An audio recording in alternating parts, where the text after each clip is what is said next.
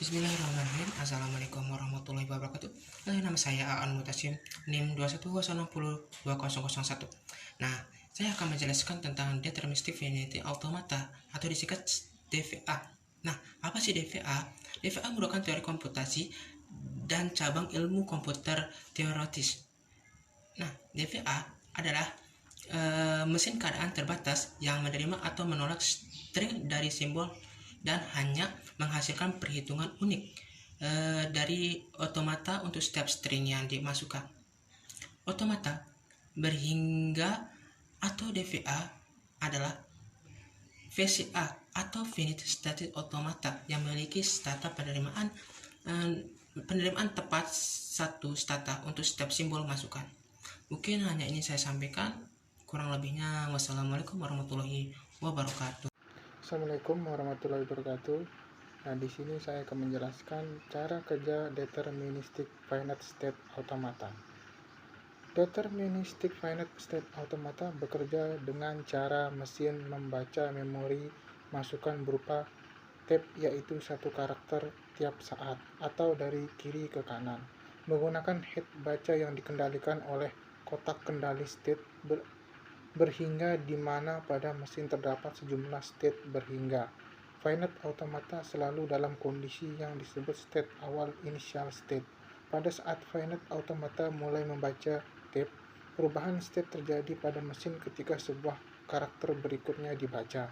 Ketika head telah sampai pada akhir tape dan kondisi yang ditemui adalah state akhir, maka string yang terdapat pada tape dikatakan diterima finite automata, atau string merupakan milik bahasa bila diterima finite automata bahasa tersebut.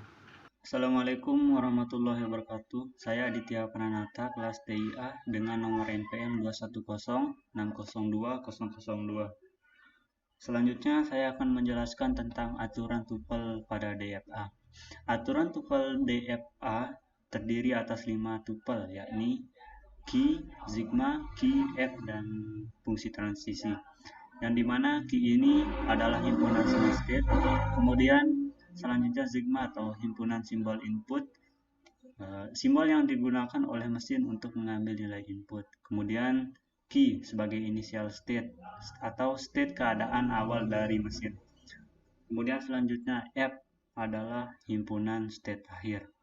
Kemudian fungsi transisi, yang dimana fungsi transisi ini didefinisikan dengan fungsi transisi himpunan semua state, kemudian sigma, terus himpunan semua state.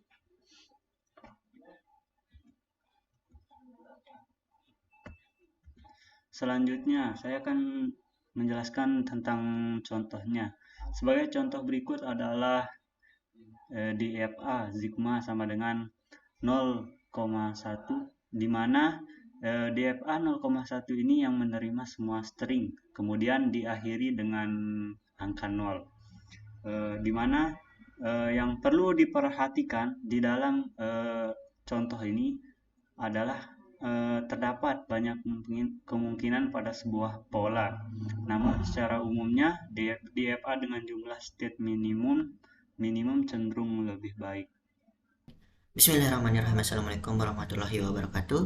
Saya Ahmad Fajar Al-Falhul Islam, NIM 210602003, akan lanjut menjelaskan tentang contoh kasus dari DFA atau Deterministic Finite Automata, yang dimana contoh kasusnya seperti ini, yang yaitu K sama dengan S besar, A besar, B besar, VT sama dengan A kecil, B kecil, S sama dengan S besar, dan Z sama dengan B besar.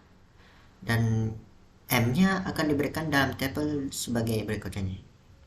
Ini adalah contoh kasus. Nah, dan ilustrasinya ada di sini.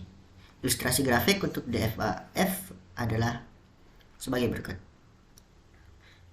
Yaitu apabila stata awal S besar diberi masukan A kecil, maka akan bergerak ke stata A besar.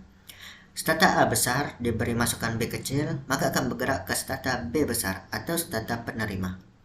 Yang artinya DFA tersebut apabila diberi masukan string A kecil, B kecil, maka masukan tersebut dapat diterima seperti di sini.